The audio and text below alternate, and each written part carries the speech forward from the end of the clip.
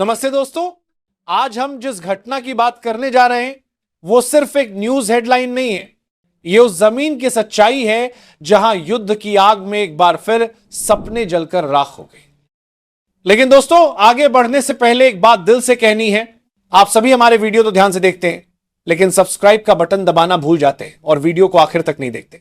तो इस बार एक वादा कीजिए, वीडियो को अंत तक जरूर देखिए, चैनल को सब्सक्राइब करिए और कमेंट में बताइए कि आप किस शहर से देख रहे हैं और यह वीडियो अब तक कहां तक पहुंच चुकी है, ताकि हमें पता चले कि हमारी आवाज कितनी दूर तक गूंज रही है।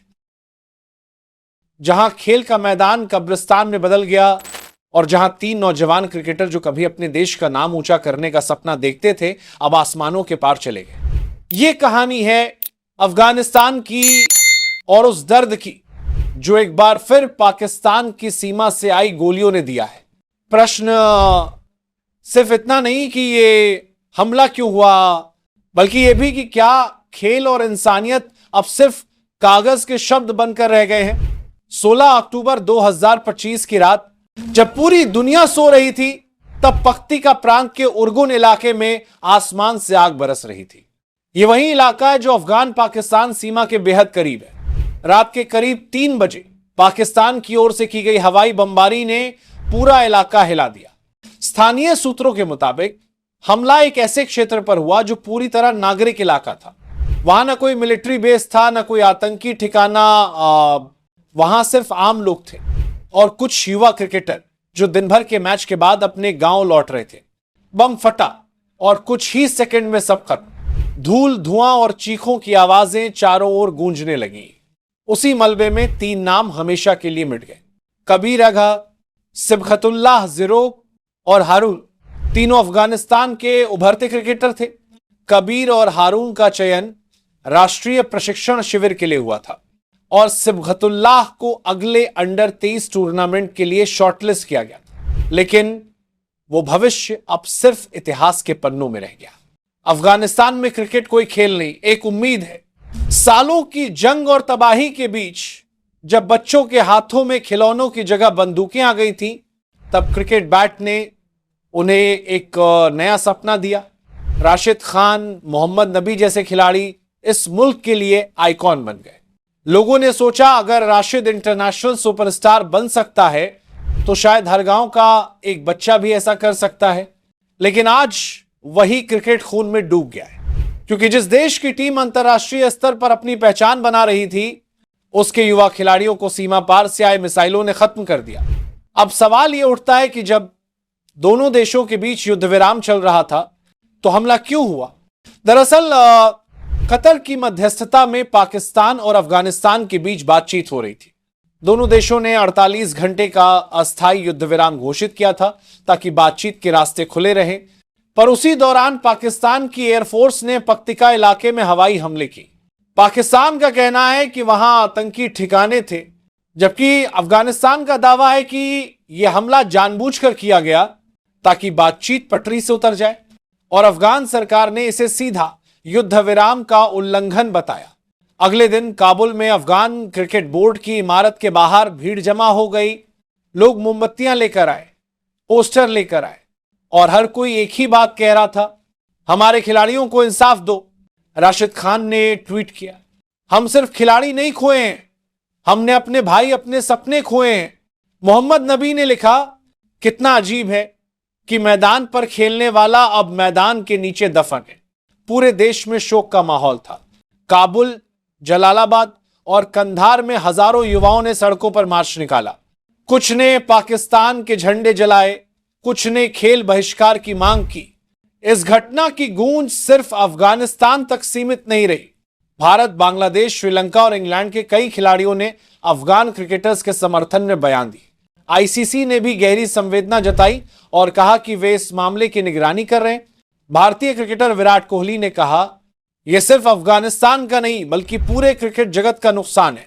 वहीं पाकिस्तान की ओर से बयान आया कि हमारा निशाना आतंकवादी थे, न कि खिलाड़ी। लेकिन सवाल यह है कि जब हमले में किसी आतंकी का नाम नहीं बल्कि युवा क्रिकेटरों की लाशें मिली, तो फिर गलती किसकी है।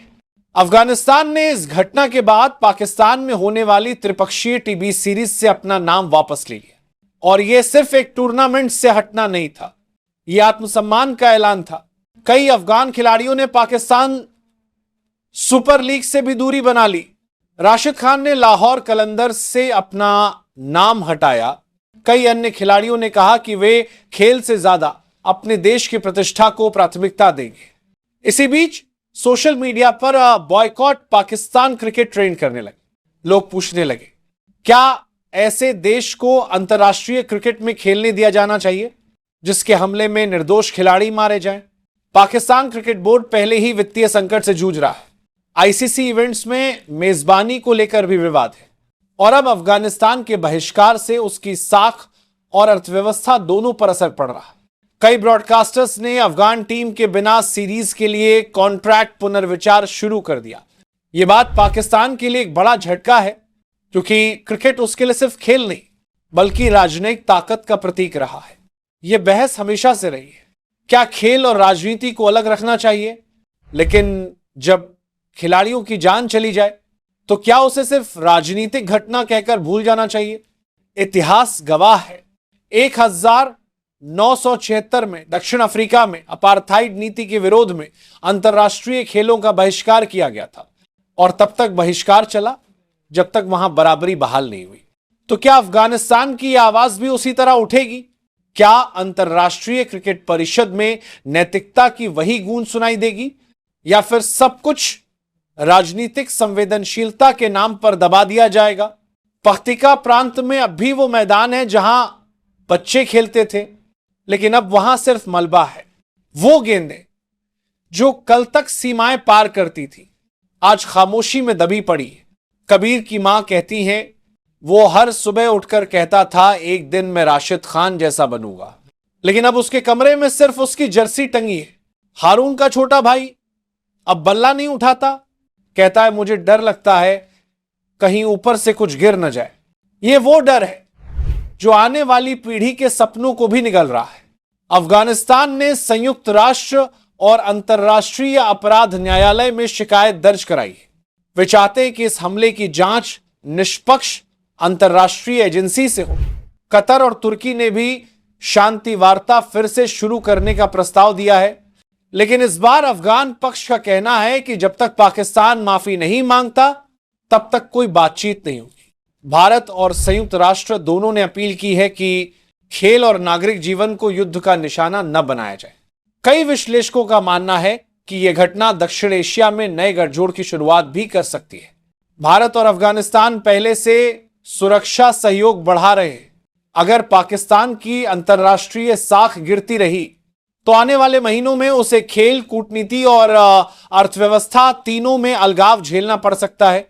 वहीं अफगानिस्तान के लिए यह मौका है अपने खिलाड़ियों और खेल व्यवस्था को नए सिरे से पुनर्जीवित करने का। शायद अब समय आ गया है कि अफगानिस्तान अपनी खेल पहचान को सिर्फ मैदान तक नहीं बल्कि न्याय की लड़ाई में भी बदल दी।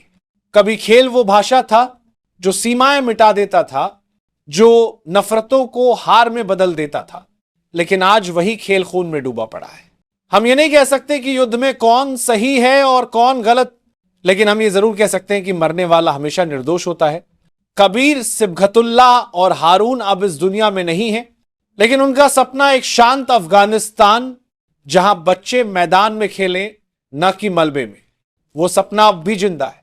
ये वीडियो उन 3 क्रिकेटरों की याद में है जिन्होंने हथियार नहीं उठाए, सिर्फ बैट उठाया था पर जवाब में बम मिले। अगर आपको लगता है कि खेल को बचाना जरूरी है तो आवाज उठाइए, ताकि अगली बार किसी खिलाड़ी की मौत सिर्फ ब्रेकिंग न्यूज न बने।